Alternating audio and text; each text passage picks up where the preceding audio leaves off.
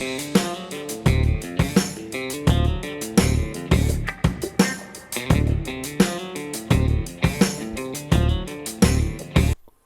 back to KP's Kingdom, cooking with KP, and today I'm going to show you how I make my one-pan spinach and ricotta rotolo. Yes, like a little bit of a sideways lasagna. This one, really nice and easy to do. Let's just get on with it. Alright, so here I've got two 250 gram packets of frozen spinach. I've defrosted that and I've got that sitting on some paper towel, and I'm going to dry all of that out, get rid of all of that liquid. I'm going to add in a little bit of garlic paste, probably just about a quarter teaspoon, and about 2 tablespoons worth of basil paste. That can go straight in as well, just like that. Alright, nice and easy so far. Now I've got 2.5 spring onions or scallions, giving those a real nice thin slice. That can go straight into our mixture as well. Okay, and we're looking a lot green here, aren't we? Now here I've got one 500 gram tub of smooth ricotta cheese, just to put all of that cheese straight into that mixture. I'm going to add in 1 cup of shredded tasty cheese. That can go straight in. So far so good. Now give that a quick little bit of a stir around, just like that, and you can see things aren't really binding together quite yet, but we're going to fix that up. Okay, so what we're going to do now is I'm going to add in 2 eggs. In goes your first one, and there goes your second. Alright, and that's going to make things very, very wet, but give it a quick stir through, just like I'm doing right there. Try and get that egg incorporated into that mixture nice and evenly. So give it a really good stir, and we're just going to dry that up with a cup of dried breadcrumbs. Okay, just the ones you buy from the supermarket. Right, put those in, and we'll give that another stir. Again, round and round. And if you haven't made your own rotolo before, it is quite easy to do, and you'll see later on as we progress through cooking this particular dish. So give that a good stir. I'm going to put that aside for at least half an hour. 400 gram can of chopped tomatoes, I'm going to put that into a food processor. Okay, so just add that in nice and carefully like that. Put our lid on and give that a blitz for around about 45 to 60 seconds, and that is going to make up an amazing inexpensive passata. You can buy your own passata if you want. This way it costs you about 80 cents. Oven proof frying pan, add all of that passata straight in, just like that.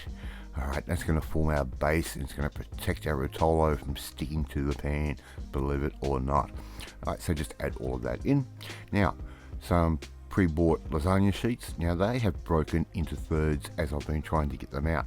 It's a little bit dry, so give that a bit of a spray, but the thirds work out absolutely perfectly. Now here I've got some tomato paste. Alright, and if you don't have the tomato paste and you use the concentrate, just add a little bit of olive oil to that paste concentrate, and you will end up with your very own homemade tomato paste. Very simple to do, a little bit richer in flavour though as well. Right, so we're just going to put a nice smear of that on, and we're going to start adding some of our beautiful spinach and ricotta filling. Right, so just add that straight in on top, give that a bit of a spread out. We're going to use, I would say, around about a quarter of our mixture per 3 sheets, if that makes any sense at all, but just make sure it's around about sort of 10 millimeters thick at a bare minimum.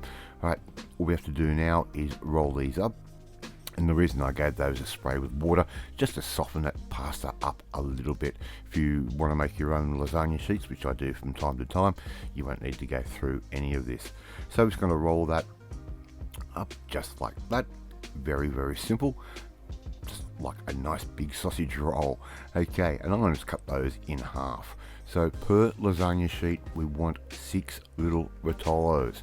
Right, we're going to just go ahead and do all of this again, exactly the same as we did the first time, and keep going until you run out of filling. Alright, so we're going to make up quite a few of these nice little rolls. Alright, so just cut those in half. Now my oven is already sitting at 180 degrees Celsius.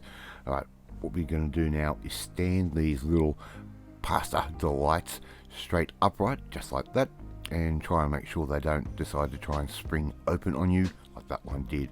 Right, they're all in. One more 400-gram can of chopped tomatoes into the food processor and straight into our baking dish, straight over the top. Alright, all we have to do now is put a lid on that, and I'm going to cook that for 20 minutes. Right, so that goes off into the oven, 180 degrees, 20 minutes. We're going to bring it back. We can take that lid off now. We don't need that anymore. You can already see that steam happening. It's already cooking the pasta and all that filling. Alright, so here I've got some more tasty cheese. You could use a pizza cheese if you want. It doesn't really matter, but I'm just going to use the one bag of the tasty cheese and give that 1 cup worth over the top. And if you're like me and you like a bit of extra cheese, look, go for it. Put a little bit of extra cheese over the top. Not going to hurt you at all.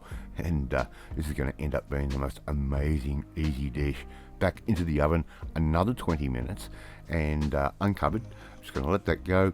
It's going to come out nice and golden brown and cheesy like that. How easy was that to do? Thank you so much for watching this video. Really do appreciate it. Love to see you try and do this one at home. If you like this video, hit that like button. Gives me confidence. Should make you feel warm and fuzzy too. Hit that notifications bell to be notified every time a new video goes up. And please share this video with all your friends on all platforms of social media. We're trying to get the name of KP's Kingdom out there. Leave a comment. Love reading. Love responding to them.